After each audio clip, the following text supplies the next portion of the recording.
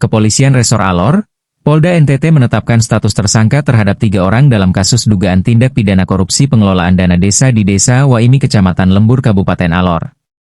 Penetapan tersangka ini disampaikan Kapolres Alor, AKBP Nur Ashari dalam konferensi pers di kantor Polres Alor, pada Senin, 26 Mei 2025 siang. Dalam kesempatan tersebut, Kapolres Alor didampingi Kasat Reskrim Ibtu Anselmus Leza. Kapolres Alor menyampaikan, menetapkan tersangka 3 orang terduga korupsi dalam kasus pengelolaan dana desa, yakni pengadaan mesin untuk kegiatan sambungan air bersih di Desa Waimi, Kecamatan Lembur, Kabupaten Alor. Kasus ini pun sebenarnya sudah diusut sejak tahun 2016 silam, namun baru saat ini menemui titik terang dengan penetapan tersangka. Kapolres menjelaskan, ketiga tersangka tersebut yakni, Yusuf Mahali sebagai pelaksana atau pihak ketiga kala itu, dan Justus Aumai mantan kepala desa. Sedangkan satu tersangka lainnya yaitu Yohanis Maifa selaku mantan sekretaris desa. Kronologinya, pada tahun 2016, Desa Waimi mendapat bantuan dana dari pemerintah pusat sebesar 500 juta lebih, yang selanjutnya dana tersebut diperuntukkan untuk kegiatan item pekerjaan fisik pada bidang pelaksanaan pembangunan desa.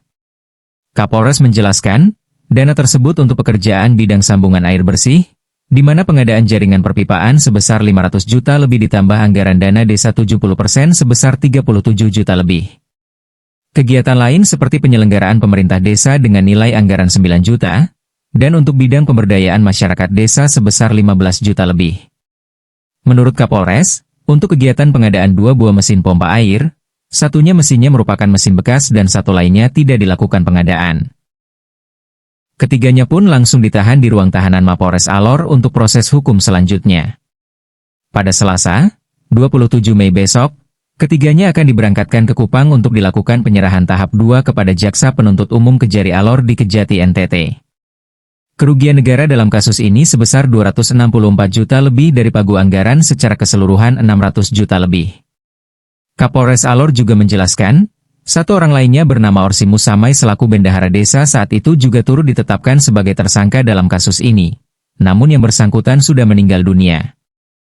Ketiganya disangkakan pasal 2 ayat 1, Undang-Undang Nomor 20 Tahun 2001 tentang Pemberantasan Tindak Pidana Korupsi, dengan ancaman penjara seumur hidup, atau paling lama 20 tahun, dan paling sedikit 4 tahun penjara.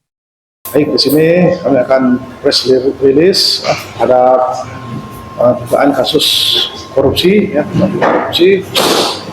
pengelolaan dana desa di Desa Waimi, Kecamatan Lembur, Kabupaten Alor, tahun 2016. Di sini kita memulai proses penyelidikan dan penyidikan sejak bulan November 2020. Memang dari 2016 2020 itu kasus sudah menjadi isu, kemudian ditindaklanjuti pada 9 November 2020. Sini selanjutnya berlanjut sampai tahun 2022, kemudian 2024 dan pada saat ini 2025 kita sudah proses untuk tahap 2 ke Kejati Kupang. Di sini yang bisa kami sampaikan, misalnya ada proyek jaringan pipa dengan nilai anggaran 571.069.650 rupiah. Ini adalah pengelolaan desa dengan nilai anggaran ya 9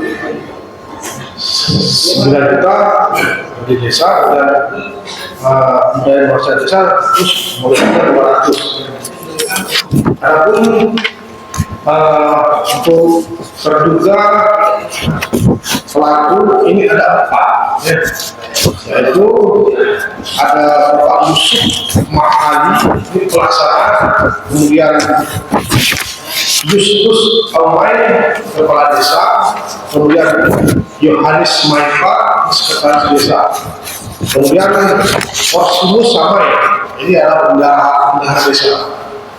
Ini satu, Bapak Persimus ini meninggal dunia pada saat dimulainya proses penyidikan. Pada saat itu oleh penyidik sudah ambil keterangan sebagai saksi, namun mungkin karena memang sudah janjinya ya,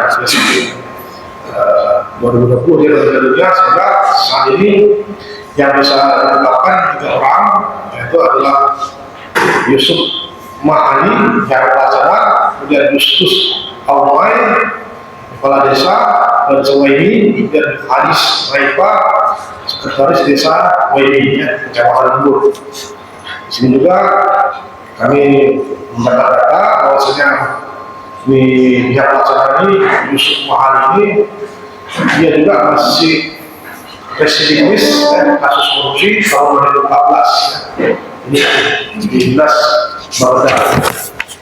Adapun kronologis ya, ini memang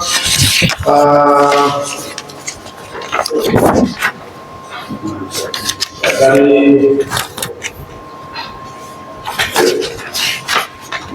Yusuf Mahali ini dia yang pelaksana pekerjaan ini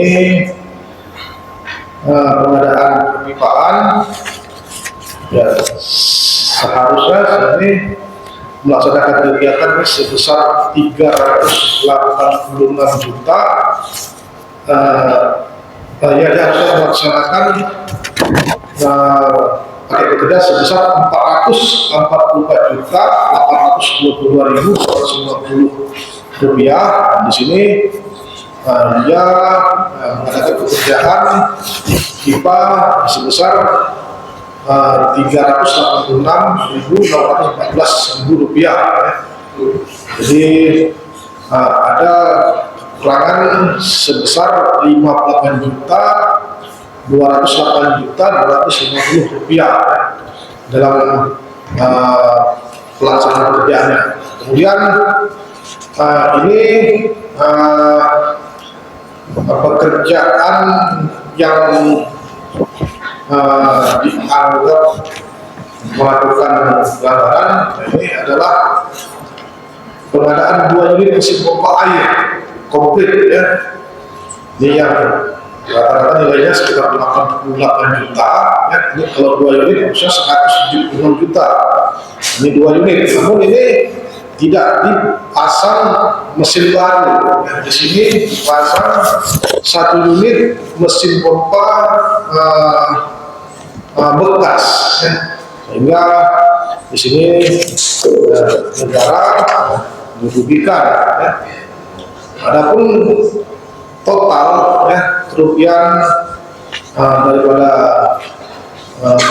kerugian ini yaitu sebesar 264 juta 407.130 rupiah. Ini terdiri ya dari kerugian yang dilakukan oleh Yusuf Mahali ini sebesar 173 juta 145.050 rupiah terkait dengan 2 unit pemasangan pompa air tersebut. Selanjutnya Justus Aumai ini dia ada memakai uang ya, dari pembelian itu sebesar 20 juta. Kemudian Yohanes Maipa ini ada memakai uang sebesar 12 juta. Ya, kemudian Pak Persimus Samai selaku bendahara ini tidak bisa bertanggung jawab bahwa sebesar 54.173.390 rupiah. Kemudian Yunus Main Leti ya, selaku TPK Desa Waini tahun 2012 bertanggung jawab atas kerugian negara sebesar 198.150 rupiah. Ini adalah kelebihan bayar ya. Jadi ini tidak ditetapkan ya. untuk simus samai yang ada mengakibatkan kerugian negara sebesar 5,173.300 rupiah tidak bisa ditetapkan sebagai tersangka karena yang bersangkutan meninggal dunia. Ini yang untuk kronologisnya. Selanjutnya kami sesuai relasi dengan kejaksaan jadi ini rencananya besok di tanggal 27 ini kami akan bawa ke Kupang untuk penyerahan tahap 2. Kemarin juga dari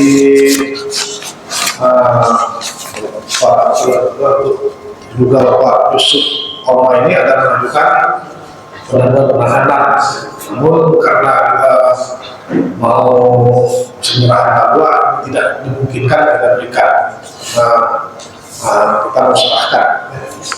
Mungkin itu gambaran umum daripada korupsi keluarga saya di desa Waimi, Kecamatan Lembur tahun 2016. Selanjutnya saya silakan mungkin ada pertanyaan dari rekan wartawan. Baik ya, memang untuk pembuktian kasus korupsi ini membutuhkan waktu yang panjang.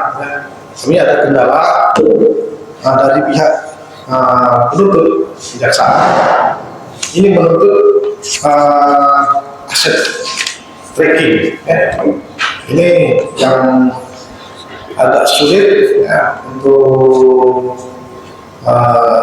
kami telusuri ya, karena memang kita sudah cek mereka ini uangnya kemana ya, sudah habis ya. Jadi namun jaksa ini tetap meminta adanya akses tracking tadi ya, namun ya terkoordinasi hingga akhirnya